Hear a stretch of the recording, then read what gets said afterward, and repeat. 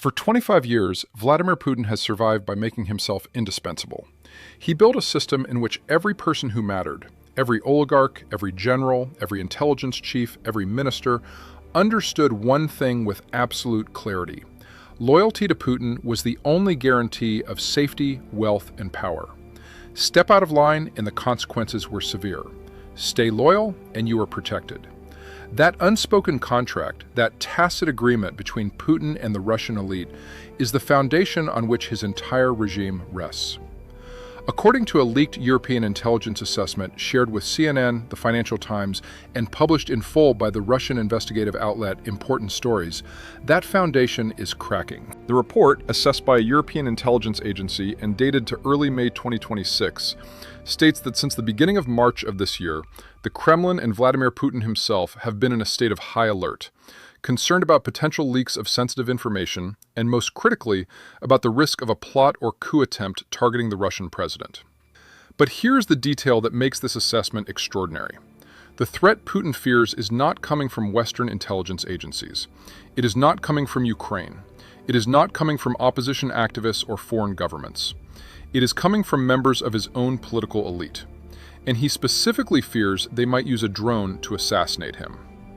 Welcome to Global Fault Lines. I have spent this week going through the verified intelligence assessment, cross-referencing it with independent reporting from Russian investigative journalists, economic data from international institutions, and documented events inside Russia's security apparatus.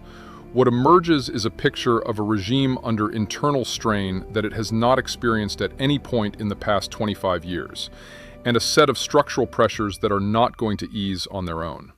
This is the story behind the story of Putin's bunker, and it is bigger than one intelligence report. Let us begin with the specific verified contents of the intelligence assessment, because the details matter enormously. According to the document, which was authenticated and published by Important Stories, the independent Russian investigative outlet whose editor-in-chief Roman Anin has been banned from Russia for his reporting on Kremlin affairs, the Federal Protective Service, known as the FSO, has implemented a sweeping set of new security protocols around Putin since early March 2026. These measures, verified across multiple outlets including OCCRP, Novaya Gazeta Europe, CNN, and RBC Ukraine, include the following.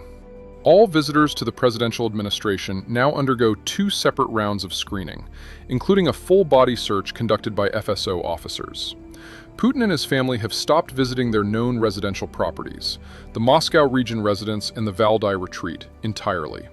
Neither location has been in active use since early 2026. Staff working in direct proximity to Putin, including his personal chefs, photographers, and bodyguards, have been barred from using internet-connected devices or traveling on public transportation. Security cameras have been installed in the private homes of those same staff members. And Putin himself has not visited a single military facility since the beginning of 2026, despite such visits being routine throughout 2024 and 2025. To maintain the public image of a functioning, present, engaged president, the Kremlin has been producing and releasing pre-recorded video footage of Putin, presenting it to state media as if it were filmed in real time. This is the operational reality of what it means to be Vladimir Putin in May 2026. Now let us talk about the name at the center of this intelligence report, because it is the most geopolitically explosive element of the entire document. Sergei Shoigu. For years, Shoigu was one of the most powerful men in Russia, serving as defense minister, traveling with Putin to Siberia every summer, considered part of the innermost circle of perhaps a dozen individuals who formed Russia's true ruling group. The relationship between Putin and Shoigu was not merely professional. It was personal, close, built over decades. In the aftermath of Yevgeny Prigozhin's armed mutiny in June 2023, the Wagner Group's march on Moscow, Shoigu was quietly removed as defense minister. The official framing was a reorganization. The real reason, widely understood by Russia watchers, was that the Prigozhin crisis had exposed catastrophic dysfunction in the military leadership that Shoigu had overseen. He was moved sideways to the role of Secretary of the Security Council, a position that sounds important but represented a clear demotion from direct military command. According to the European intelligence report, however, Shoigu is not finished. He retains, the assessment states, significant influence within the military high command. And it is that retained influence, that network of loyalty within the Russian armed forces that still traces back to him, that the report identifies as posing a coup risk. The report names Shoigu as a potential destabilizing actor. Then came the March 5th arrest. On March 5, 2026, Ruslan Salakov, Shoigu's former first deputy defense minister and one of his closest associates, was arrested by Russian authorities on charges of embezzlement, money laundering, and bribery. The European intelligence assessment identifies this arrest as something far more significant than a corruption prosecution. It describes the arrest as a breach of the tacit protection agreements among elites, a violation of the unspoken rule that senior figures who leave positions of power are allowed to exit quietly and safely, without facing criminal prosecution for what happened while they were in power. This matters for a fundamental reason. If Salakov, who is Shoigu's man, can be arrested on criminal charges, then Shoigu himself is no longer protected. The implicit guarantee of safety that comes with being a former member of Putin's inner circle has been broken. And when that guarantee breaks for one person, every other member of the elite begins recalculating their own position.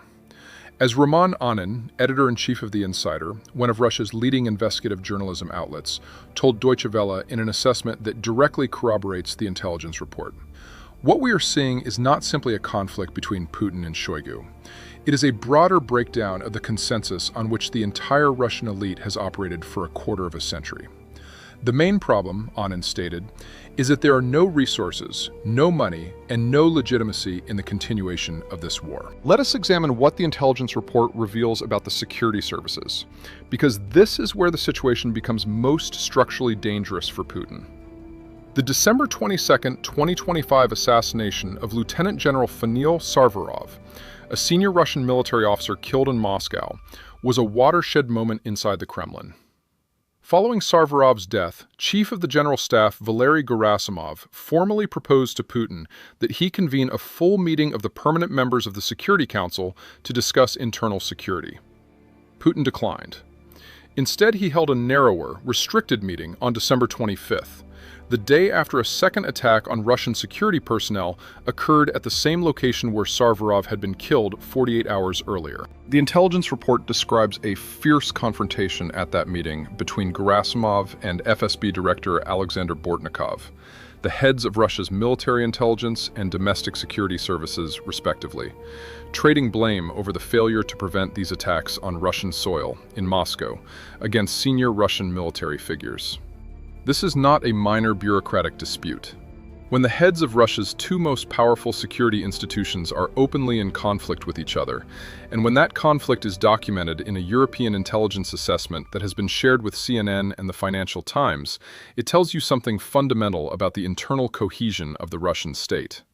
According to the assessment, since early March 2026, tensions between the GRU, Russia's Military Intelligence Directorate, and the FSB have intensified significantly. And critically, there are also reported tensions within the GRU itself, as different factions within Russia's military intelligence apparatus compete and conflict with one another.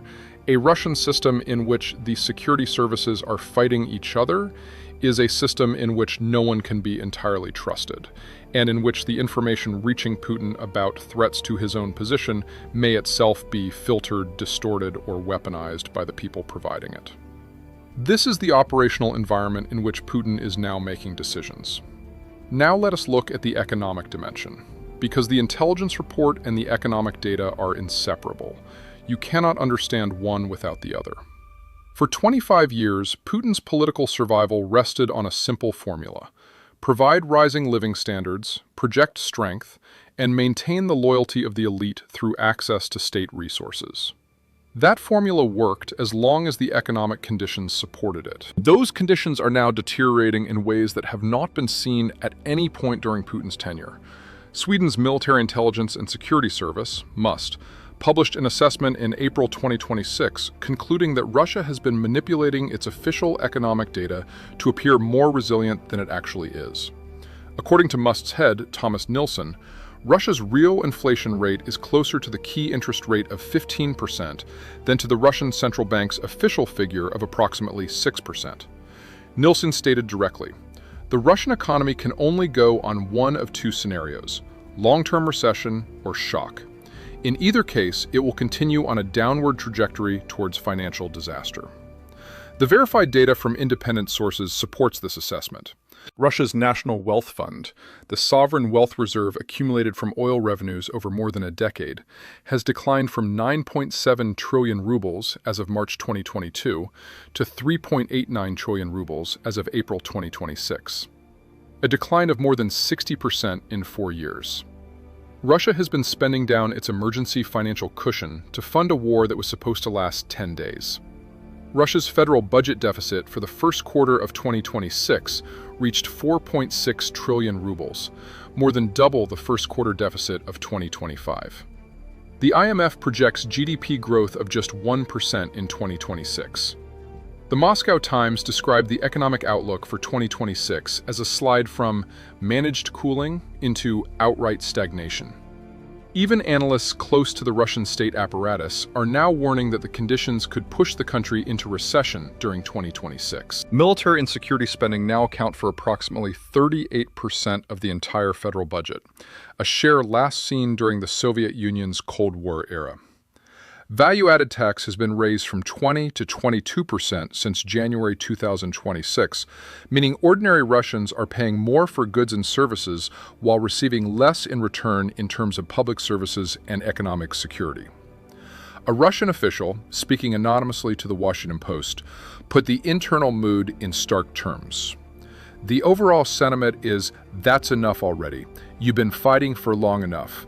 It seems to everyone that it's been going on for longer than World War II, and at the same time, we can't even take one region." Putin's own state-owned pollster has recorded his approval rating falling to 65.6%, down from 77.8% at the start of 2026, and well below the above 80% figures of the pre-war period. For a leader who has built his political identity on the projection of overwhelming popular support, a 15 percentage point decline inside a single year is not a small thing. Let us now address a question that every serious analyst of Russian politics must grapple with. What does the behavior of Russia's elite actually tell us? And what should we be watching? Roman Anin of The Insider made an observation that I consider the most important analytical point to emerge from this entire story. He said, "Watch not the political figures, not the named leaders, because anyone who visibly positions themselves as a potential successor to Putin will be eliminated immediately. That is how the system works. That is how it has always worked. Instead, watch the propagandists. Watch the opinion leaders. Watch the bloggers and commentators who have spent years amplifying Kremlin narratives.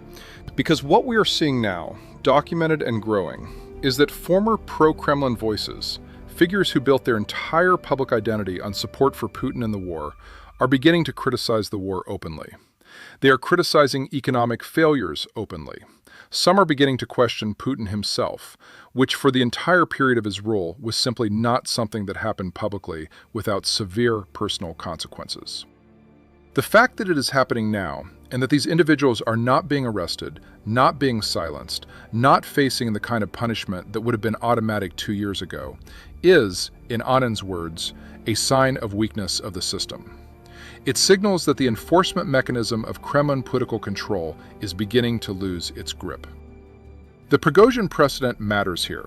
In the months before the June 2023 armed march on Moscow, Prigozhin publicly and increasingly aggressively criticized the Russian military leadership, on camera, on Telegram, on social media. For months, the system did nothing to stop him. No arrest, no silencing, no public consequence. And then came the march. The question that Russian intelligence analysts are now asking is, did Putin learn that lesson? And is he applying it now? Or is he making the same mistake again? Let us zoom out to the strategic picture that global fault lines exist to provide. What we are witnessing in Russia right now is the convergence of four distinct but interconnected pressures, each one serious on its own, and collectively creating a moment of structural instability that has no precedent in the Putin era. First, a war that has consumed nearly 1.5 million Russian casualties, killed, wounded, or missing, without producing the decisive victory that was promised. A war that is now in its 5th year, against a country that was supposed to fall in 10 days. Second, an economy that is stagnating, running a deficit more than double last year's, spending down its sovereign wealth reserves, manipulating its own data to hide deterioration, and facing the prospect of the first genuine decline in living standards that ordinary Russians have experienced in a generation. Third, a security apparatus that is internally fractured. The FSB and GRU in open conflict, factions within those services competing with each other, a general killed in Moscow, and a Security Council secretary identified as a potential coup risk by European intelligence. Fourth, an elite consensus that has been quietly breaking since the Shoigu dismissal, accelerated by the Tsalikov arrest, and now operating in an environment where the unspoken guarantees that once protected all members of the inner circle can no longer be assumed. None of these pressures is immediately fatal to the Putin regime. Russia's not on the brink of collapse. This channel does not deal in overstated predictions. But the convergence of these four forces, simultaneously, in 2026, creates a political environment unlike anything Russia has experienced since 1991. And the man at the center of it is living in a reinforced bunker near Krasnodar, having pre-recorded videos released to give the appearance of normalcy, refusing to visit military sites he toured routinely just 18 months ago, and surrounded by chefs and bodyguards whose personal homes are now fitted with surveillance cameras. That is not the behavior of a man who believes his position is secure. This is global fault lines. We follow the forces beneath the surface, the structural shifts that shape what comes next, long before it becomes obvious to the wider world. What is happening inside the Kremlin right now is not just a story about one intelligence report, or one general's assassination, or one minister's demotion. It is a story about the slow unwinding of a political system that has been under extraordinary strain for 4 years and is now beginning to show fractures that its own architects can no longer fully control. We do not know when the next fracture will appear. We do not know what form it will take, but the signals are there for anyone willing to read them carefully. That is what this channel exists to do. If today's analysis gave you a clearer picture of what is really building inside Russia, share it, subscribe, and come back. Because on Global Fault Lines, we do not wait for the headline. We find the fault line before it breaks. This is Global Fault Lines. See beyond the headlines.